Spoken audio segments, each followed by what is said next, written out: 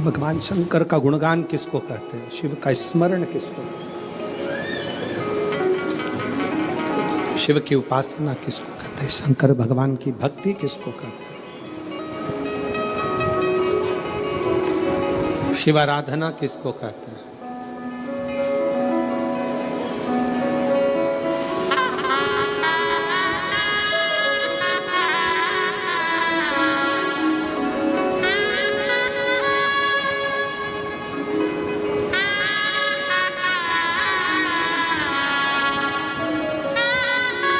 आप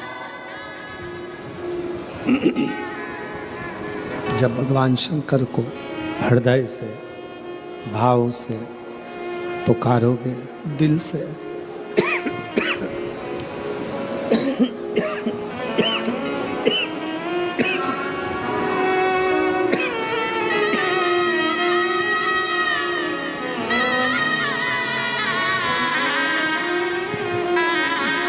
आप जब भगवान शंकर को दिल से भाव से पुकारोगे, शिव स्वीकार करेगा, शंकर स्वीकार करेगा।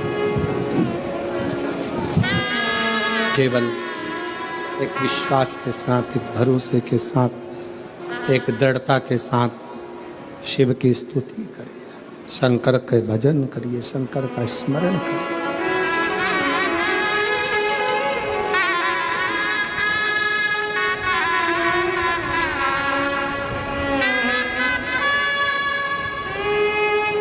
भगवान शिव का गुणगान, शिव का स्मरण, शिव की भक्ति जीवन को सुख देती है, आनंद देती है।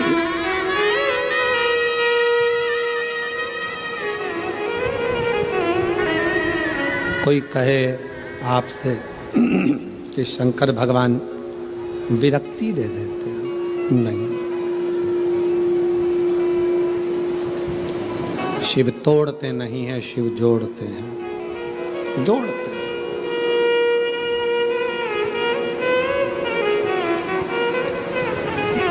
भगवान शंकर तोड़ने का काम नहीं करते, जोड़ने का काम करते, जोड़ते। अब वो आधारित है आपके विश्वास पर।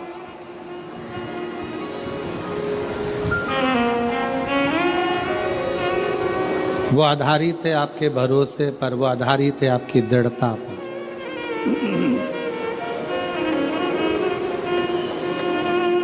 जो जैसी भावना लाया वो वैसा ही फल पाया, नहीं खाई उसे लौटाया, वो मन ही मन हर्षाया, और कर दिया माला माल काशी वाले ने, लुटा दिया भंडार काशी वाले ने। शिव झूठे संसार से मोह को हटाते हैं।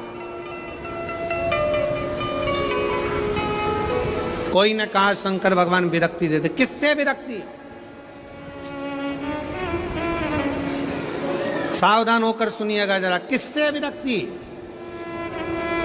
शंकर भगवान आपको किससे दूर करेंगे? जो आपका अहित चाहता, जो दिखने में तो आपके करीब में होगा, जो दिखने में तो आपके नजदीक में होगा, दिखने में तो आपसे प्रेम स्नेह की वाणी बोलेगा, बात करेगा, पर अंदर ही अंदर वो आपसे ईर्ष्या कर रहा होगा। ऐसे ईर्ष्या करने वाले से मेरा शिव तुम्हें दूर करता चलेगा। आजा दूर। ऐसा ही फल पाया जो जैसी भावना लाया, वो वैसा ही फल पाया, नहीं खाली उसे लौटाया, वो मन ही मन हर्षाया। आप जितना जितना कोई कहे शंकर विरक्ति किससे विरक्त कर देते हैं, किससे दूर कर देते हैं, तो कहा जो आपके लिए घातक है, जो आपके लिए दुखदाई है, जो आपके लिए कष्टप्रद है, शिव उसको दूर कर देते हैं। शंकर मान काशी वाले ने लुटा दिया भंडार, काशी वाले ने कर दिया माला मान, काशी वाले ने कर दिया माला मान, काशी वाले ने। शिव की आराधना आपको सुख दे, सुख।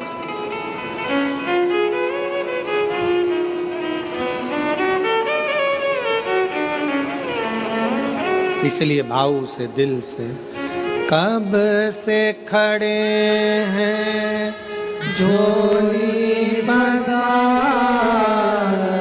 क्यों ना सुने तू मेरी पुकार, कब से खड़े हैं झोली बसा, क्यों ना सुने तू मेरी पुकार। मुझे पूछा क्या चाहिए तुमको, क्या दिया जाए, क्या प्रदान किया जाए, बोलो क्या देती हो। कात्यायन ऋषि सबसे पहला वचन कात्यायन ऋषि ने भगवान शंकर और पार्वती जी से कहा कि मेरा ये जन्म और मरण का प्रपंच छूट जाए। स्कंद पुराण का नागर खंड रिटर्न की आवाज क्लियर करो और थोड़ा प्रेशर अंदर का बढ़ाओ। नागर खंड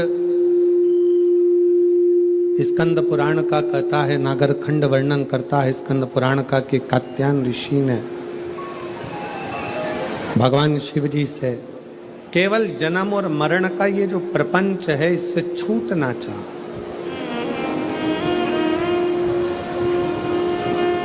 इससे मुक्ति कैसे मिले, इस जन्म और मरण के प्रपंच से हम छूट कैसे जाए,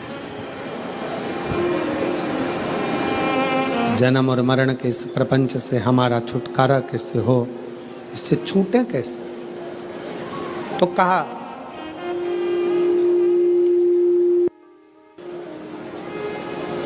जब किसी व्यक्ति के घर में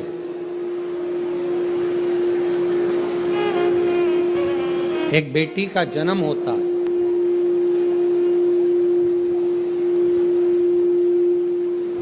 और बेटी की किलकारी, बेटी के पांवों की खनक,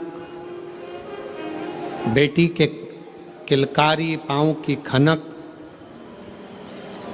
बेटी के चरण जब किसी के घर के अंदर आते हैं और यदि शिव कृपा से, भगवान की करुणा से, भगवान की दया से माता पिता उस बेटी की परवरिश कर कर उसका कन्यादान अगर कर देते हैं तो उस माता पिता का भी अगला जन्म नहीं होता, वो इस जन्म और मृत्यु के प्रपंच से छूट गए। अब इससे सरल क्या हो सकता है, जरा विचार करिएगा जरा। बहुत सावधानी से इस कथा का स्मरण करिएगा, बहुत ध्यान से सुनिएगा कि बड़े बड़े तपस्वी तप करने जा रहे हैं, साधना वाले साधना करने जा रहे हैं, उपासना वाले उपासना करने जा रहे हैं, व्रत वालों ने व्रत रखा, साधना वालों ने साधना करी, तपस्या वालों ने तपस्या करी, और कंदराओं में बैठकर कोई संत बन गया, कोई साधु बन गया, कोई तपस्वी बन गया, कोई साधक बन गया, कोई उपासक बन गया। किस लिए? कि हम जन्म और मरण के प्रपंच से छूट जाएं।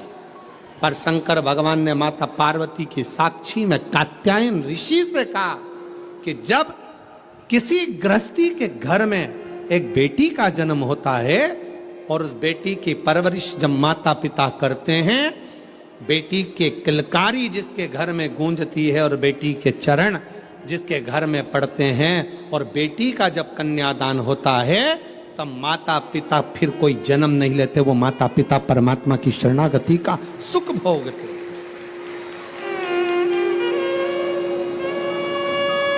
अब इसमें सबसे ज्यादा जरूरी चीज कौन सी है?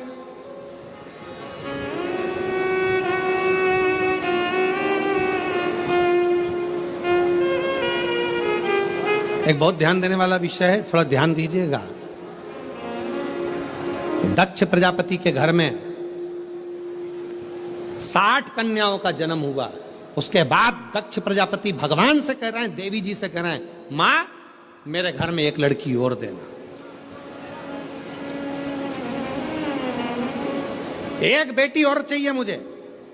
मां जगत जननी दुर्गा कहती है कि तेरे घर में बेटी कहां से आएगी, मैं खुद तेरे घर में बेटी बनकर जन्म लूंगी। सती आई।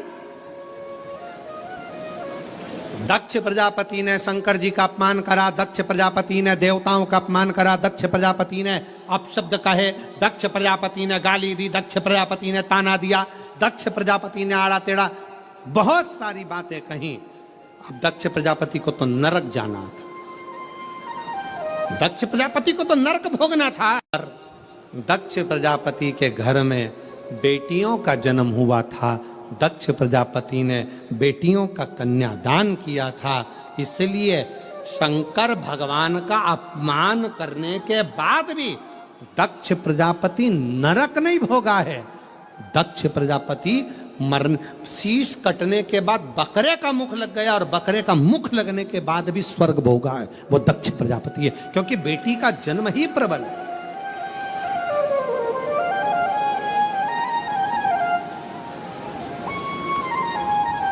महाराज,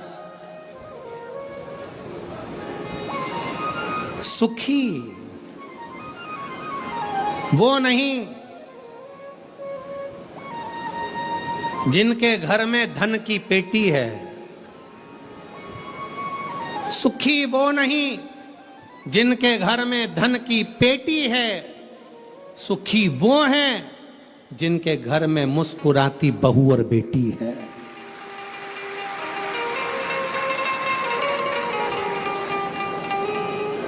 जिनके घर की बहुओं के चेहरे पर प्रसन्नता हो, जिनके घर की बेटियों के चेहरे पर मुस्कुराहट हो, समझ लेना कि उस घर में भले धन ना हो पर वो शंकर की कृपा उसके घर में सदा बनी हुई है, सदा।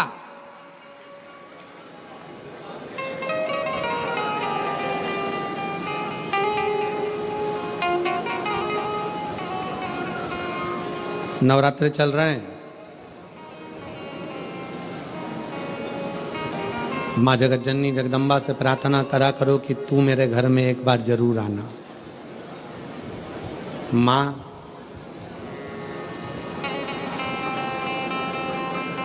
प्रत्येक घर के अंदर एक बेटी का जन्म जरूर होना चाहिए।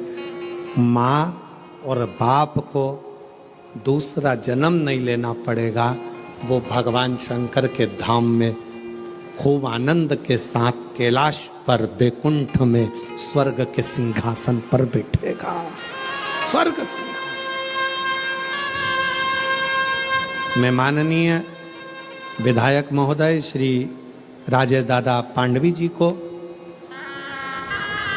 जब पहले दिन की कथा में पांडवी जी आए, बेटी उनके साथ में थी, पूजन कर रही थी बेटी भी, देखकर मुझे बहुत खुशी हुई। बहुत ऐसा लग रहा था जैसे शंकर भगवान अशोक सुंदरी के साथ बैठकर आराधना कर रहे हों, शिव की स्तुति कर रहे हैं। मैं पांडवी जी को इसका लिए धन्यवाद देता हूं, साधुता साधु प्रसन्न हुई।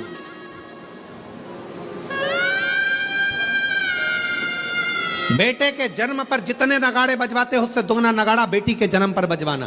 क्यों? बेटे का जन्म हुआ है तो दूसरी बार जन्म तुम्हें पृथ्वी पर लेना पड़ेगा, वापिस आना पड़ेगा और अपना कर्म का भोग भोगना पड़ेगा, फिर जन्म लेना पड़ेगा। पर घर में अगर एक बेटी का भी जन्म हो गया तो दूसरी बार जन्म नहीं लेना पड़ेगा, इसलिए ज्यादा नगाड़े बजवाना कि अब मेरा आखिरी जन्म है, अब जन्म नहीं लूंगी। अगर बेटी का घर में जन्म हो गया तो अब जन्म नहीं लूंगी। बहारो फूल बरसा मेरे घर बेटी आई है, मेरे घर बेटी आई है। फिर से जन्म नहीं पाऊं। यहाँ पर जन्मदिन की पार्टी एक दिन की होती हो, दुनिया के यहाँ जन्मदिन की पार्टी 2 दिन की होती हो, 2 महीने की होती हो, 4 महीने की होती हो, हर साल जन्मदिन पे होती हो। हिमालय राज के यहाँ जब तक पार्वती जी का कन्यादान नहीं हो गया तब तक रोज पार्वती जी के जन्म का उत्सव मनता था, प्रतिदिन प्रतिदिन।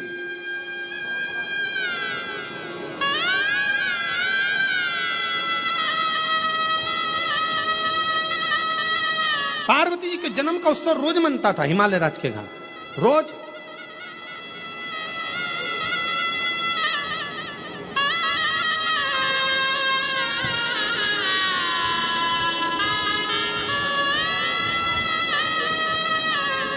एक दिन इंद्र के मन में आया और इंद्र ने जाकर पूछ लिया हिमालय राज से, इतनी प्रसन्नता क्यों है?